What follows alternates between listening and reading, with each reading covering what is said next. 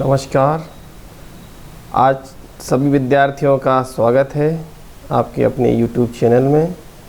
मैं डॉक्टर धर्मेंद्र कोरी आज आपको इस वीडियो में छायावाद के प्रमुख स्तंभ सूर्यकांत त्रिपाठी निराला की बहुत ही प्रसिद्ध रचना राम की शक्ति पूजा की व्याख्या लेकर आया हूँ। जैसा कि मैंने बताया है, सूर्यकांत त्रिपाठी निराला जी छायावाद के प्रमुख स्तंभकार हैं। साथ साथ वे प्रगतिवाद के भी प्रमुख हस्ताक्षर रहे हैं। आज की इस वीडियो में मैं आपको राम की शक्ति पूजा की व्याख्या बताऊंगा, क्योंकि राम की शक्ति पूजा निराला जी की एक लंबी कविता है और एक वीडियो में ये कंप्लीट नहीं होगी, इसलिए मैं इसके 6 पार्ट लेके आया हूँ ताकि आपको विस्तार से इसकी व्याख्या समझा सकूं। और साथ ही अगर आप मेरे चैनल पर नए हैं तो मुझे सब्सक्राइब करना ना भूलें, ताकि आपको इसकी आने वाली वीडियो की नोटिफिकेशन भी मिल जाएगी। और वीडियो काम का लगे और अच्छा लगे तो इसे सब्सक्राइब और लाइक ज़रूर कीजिएगा। तो हम सबसे पहले इनका परिचय देखते हैं। निराला जी का जन्म बंगाल की महिषादल रियासत, जो कि मेदिनीपुर में आता है, 21 फरवरी सन 1899 में हुआ था। बसंत पंचमी के दिन उनका जन्मदिन मनाने की परंपरा 1930 से शुरू हुई। उनकी बचपन का नाम सूर्य कुमार था। उनके पिता पंडित राम साहेब तिवारी उन्नाव, जो कि बैसवाड़ा में है, ये रहने वाले थे और महिषादल में सिपाही की नौकरी करते थे। निराला जी का परिवार मूल रूप से उत्तर प्रदेश के उन्नाव जिले के गढ़ाकोला नामक गांव के निवासी थे। ये संपूर्ण जानकारी विकिपीडिया से ली गई है। अब हम इनकी रचनाएं देखते हैं। निराला जी के काव्य संग्रह प्रमुख हैं, जो कि आप स्क्रीन पर देख रहे हैं। अनामिका, परिमल, गीतिका। अनामिका के जो दूसरे भाग 1939 में प्रकाशित हुआ, इसी में उनकी प्रसिद्ध रचना सरोज स्मृति और राम की शक्ति पूजा संकलित है। याद रखिएगा, कुकुरमुत्ता भी MA हिंदी के पाठ्यक्रम में है। यह जो मैं आपको पाठ्यक्रम बता रहा हूँ, इसका आप स्क्रीनशॉट ले लीजिए ताकि आपको याद रहे। मैं ज़्यादा डिटेल में नहीं जाऊँगा इनकी रचनाओं के, क्योंकि वीडियो बहुत लंबा हो जाएगा और हमारा इस वीडियो में उद्देश्य है राम की शक्ति पूजा की व्याख्या। काव्य के साथ साथ निराला जी ने उपन्यास भी लिखे हैं। अप्सरा, अलका, निरुपमा, बिल्लेश्वर बकरिया इनके प्रमुख उपन्यास हैं और कुछ अपूर्ण उपन्यास भी हैं। इनके कहानी संग्रह देखते हैं। लिली सखी, सकल की बीवी, चतुरी चमार इनके कहानी संग्रह और ये निबंध आलोचना नीचे दी गई हुई है। अब हम आते हैं वीडियो के मुख्य पार्ट पर, जो है राम की शक्ति पूजा। इस राम की शक्ति पूजा चूँकि एक लंबी कविता है, इसलिए मैंने इसे 6 भागों में बांटा है। आज इस वीडियो में हम पहले भाग की व्याख्या समझेंगे। राम जो पहला भाग है वो राम रावण युद्ध जो दिन में हुआ था रावण रावण के बीच, उस पर चर्चा हो रही है। शाम की तरह पूरी सेना लौट रही है। इसके पहले मैं थोड़ी सी राम कथा बता दूं। जैसा कि आपको पता है कि जो राम कथा है वो सबने लगभग जानी समझी हुई है। राम रावण का जो युद्ध होता है उसके विषय में भी काफ़ी कुछ लिखा गया है। लेकिन राम की शक्ति पूजा में निराला जी का जो उद्देश्य है, जो उन्होंने ये कथा ली है, वो ली है कृत्तिवास रामायण से ना, वहाँ से उन्होंने रचना ली है। और इसमें वे जो राम है वो राम अवतार नहीं है, बल्कि मनुष्य रूप में आप उनका आगे व्यवहार देखेंगे कि किस प्रकार वो राम और रावण के युद्ध के बीच में शक्ति यानी दुर्गा अवतरित होती हैं और कौन किसका साथ देता है। यही इस रचना का मूल उद्देश्य है। और सत्य और धर्म की तरफ जो रहता है उसकी विजय होती है। तो पहले भाग में जो चर्चा होगी, आप इसका पूर्व प्रसंग ये है कि राम और रावण के बीच लगातार युद्ध चल रहा है। दिन में राम और रावण का युद्ध जो हुआ है उसकी थोड़ी चर्चा होगी, और शाम को जब पूरी सेना, क्योंकि सूर्यास्त के बाद युद्ध विराम हो जाता है और पूरी सेना वापस जाती है। यही सब वर्णन इन पंक्तियों में मिलेगा। रवि हुआ अस्त, ज्योति के पत्र पर लिखा अमर, रह गया राम रावण का अपराजेय समर। आज का तीक्ष्ण सर विधृत क्षिप्र कर वेग प्रखर, सतशैल संवरण शील नील नवगर्जित स्वर। प्रतिपल परिवर्तित व्यूह भेद कौशल समूह, राक्षस विरुद्ध प्रत्युह क्रुद्ध कपि विषम हूह। विच्छुरित वहनि राजीव नयन, हत लक्ष्य बाण लोहित लोचन, रावण मदमोचन महीयान। राघव लाघव रावण वारणगत युग्म प्रहर, उद्दत लंका पति मर्दित कपि दल बल विस्तर। यहाँ पर कवि निराला जी कह रहे हैं कि सूर्य रवि हुआ, रवि यानी सूर्य अस्त हो चुका है, और आज का दिन इतिहास के अमर पन्नों में लिखा गया है। और आज राम रावण का जो युद्ध है वो अपराजेय रह गया है, मतलब उसमें कोई भी निर्णय नहीं हुआ है कि कौन जीता है कौन हारा है, और युद्ध सूर्यास्त के बाद समाप्त हो गया है। आज के विषय में, आज के युद्ध के विषय में निराले जी कहते हैं कि आज का तीक्ष्ण सर विद्रत क्षिप्र कर वेग प्रखर। तीक्ष्ण यानी तीखा, पैना, शर यानी होता है बाण, तो बाणों ने इधर और उधर दोनों तरफ से तीखे बाण चले। सत शैल संवरणशील नील नवगर्जित स्वर। चूँकि जो युद्ध है वो समुद्र किनारे हो रहा है, जैसा कि आप जानते हैं, तो समुद्र का भी गर्जन स्वर सुनाई दे रहा है। पल प्रतिपल परिवर्तित व्यूह भेद कौशल, दोनों सेनाओं का जो व्यूह रचना है वो बराबर बदल रहा है, और जो रावण की सेना है वो उसको व्यूह रचना को भेदने में सफल हो गई है। और राक्षस विरुद्ध प्रत्युह क्रुद्ध कपि विषम, राक्षस और कपि समूह के बीच जो युद्ध चल रहा है, दोनों सेनाएं क्रोध में थीं। विच्छुरित वहनी राजीव नयन हत लक्ष्य बाण।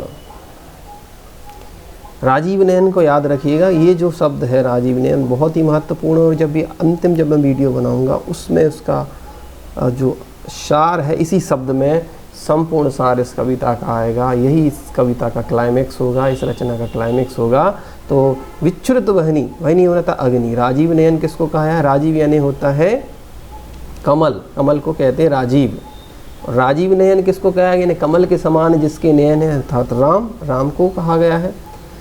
हत लक्ष्य बाण, बाण से वो घायल हो गए हैं। लोहित लोचन रावण मदमोचन महीयान, रावण मद में क्या हो रहा है? दोनों की विशेषताएं बताई जा रही हैं, राम की और रावण की। और राघव लाघव रावण वारणगत युग्म प्रहर, दोनों के बीच यानी राम और रावण के बीच घमासान युद्ध चला, कोई किसी से कम नहीं है। इधर से तीर उधर से बाण चल रहे हैं, और कोई भी किसी से कम नहीं है। गत युग्म प्रहर, 2 युग्म तक बहुत भीषण युद्ध चला राम और रावण के बीच। उद्दत लंकापति मर्दित कपि दल बल विस्तर। और यहाँ पर कहना चाहते हैं निराला जी कि थोड़ा सा यहाँ पर रावण भारी पड़ा। जो लंकापति है उसने वानरों की सेनाओं का मर्दन कर दिया है।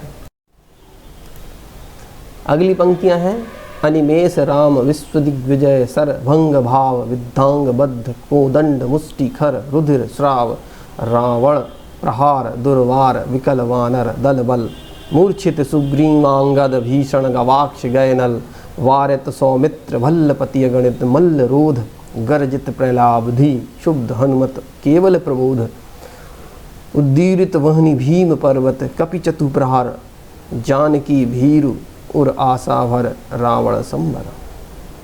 यहाँ पर रावण ने आज के युद्ध में आतंक मचा दिया है। निराला जी कहते अनिमेष, अनिमेष का अर्थ होता है बिना पलक झपकाए।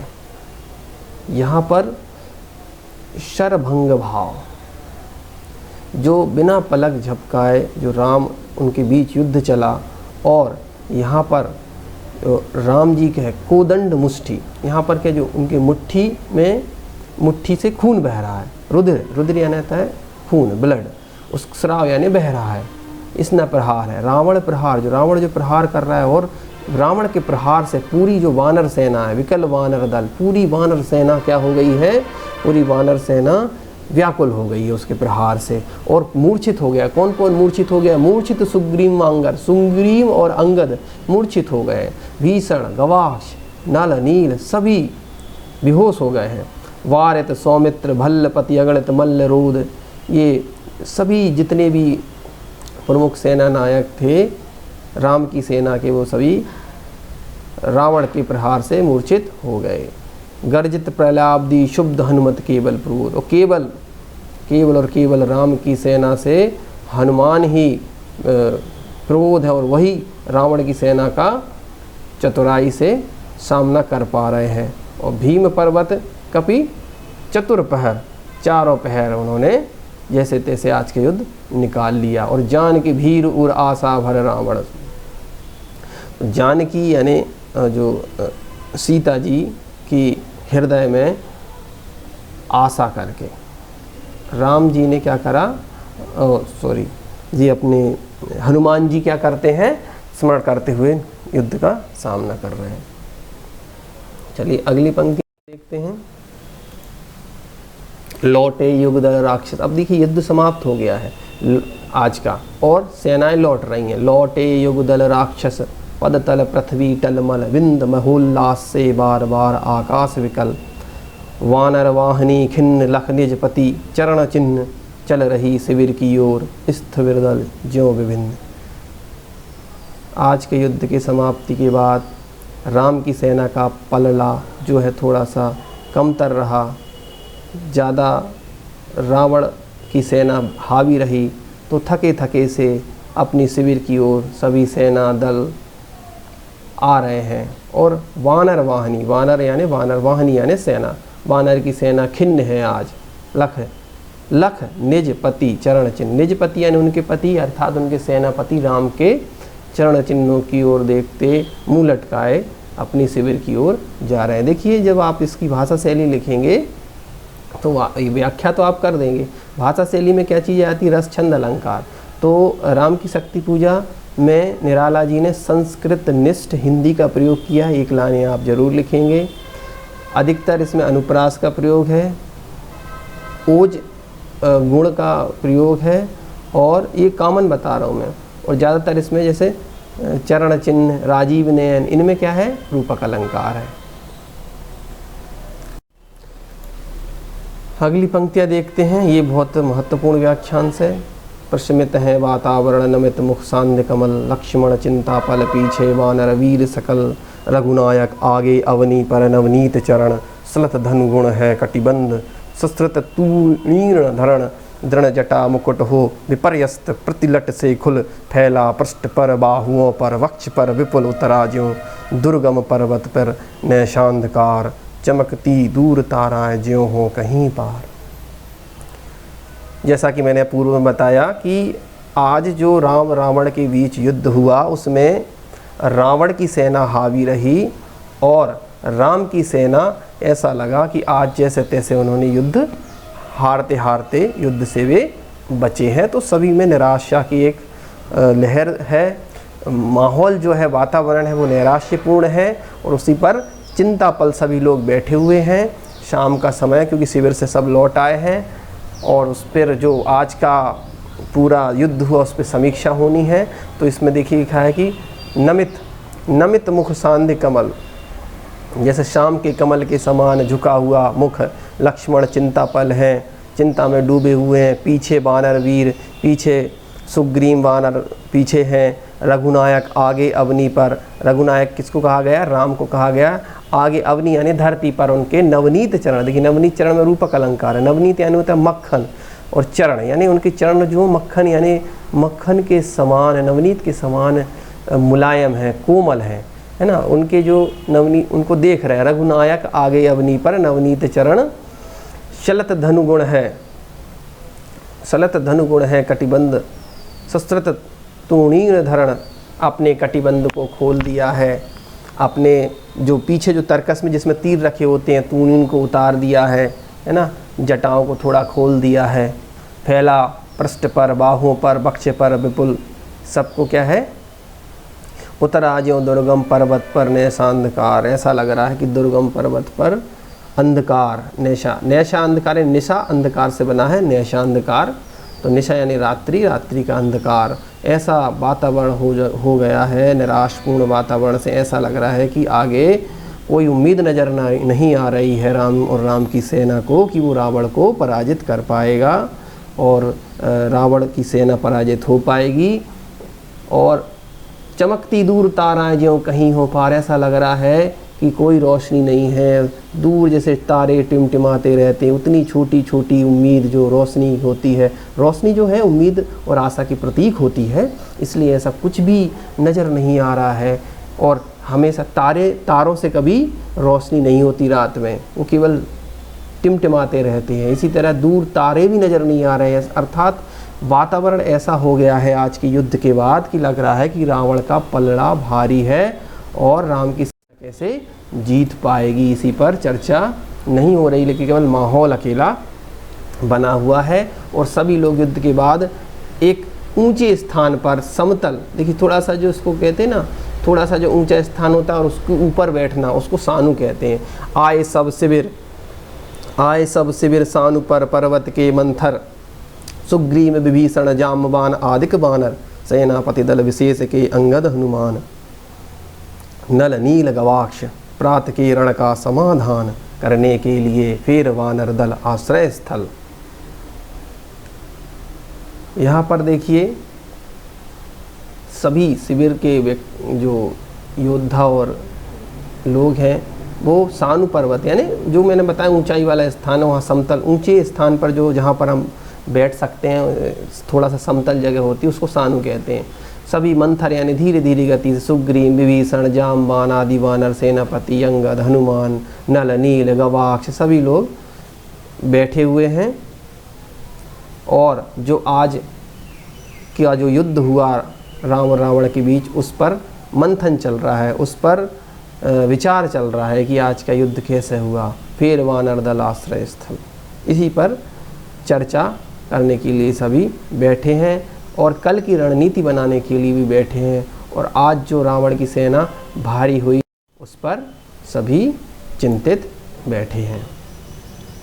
बैठे रघुकुल मणि श्वेत शिला पर, निर्जल जल ले आए कर पद क्षालनार्थ पटु हनुमान, अन्य वीर सर के गए तीर संध्या विधान, वंदना ईश की करने को लौटे सत्वर, सब घेर राम को बैठे आज्ञा को तत्पर, पीछे लक्ष्मण सामने विभीषण, भल्ल धीर सुग्रीव प्रांत पर पाद पद्म के महावीर, यूथपति अन्य जो यथा स्थान हो, निर्मिनेश देखते राम का जित सरोज मुख श्याम देश। सभी लोग बैठ गए हैं। बैठे रघुकुल मणि श्वेत शिला पर, रघुकुल के मणि अर्थात राम सफ़ेद, श्वेत यानी सफ़ेद, शिला यानी चट्टान पर बैठे हैं। और पटु जो हनुमान है, हनुमान पद छालनार्थ यानी पैर धुलाने के लिए निर्मल जल ले आए हैं। और अन्य वीर सर यानी होता है किसी तालाब के किनारे गए, तीर यानी किनारा, सर के गए तीर संध्या विधान करने के लिए और शाम की पूजा अर्चना करने के लिए।